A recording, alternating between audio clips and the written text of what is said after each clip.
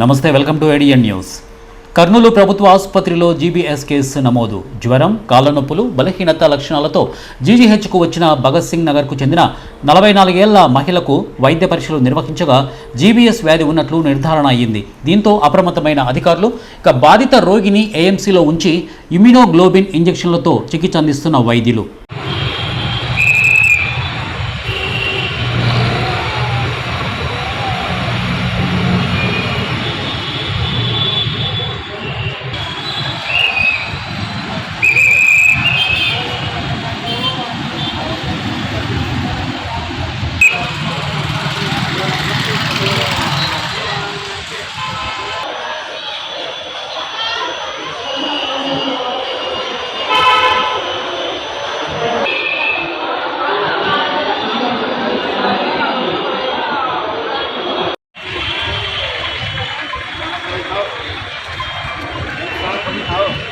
ఇవి ఓకే ఇక్కడ తీసుకోవాలండి.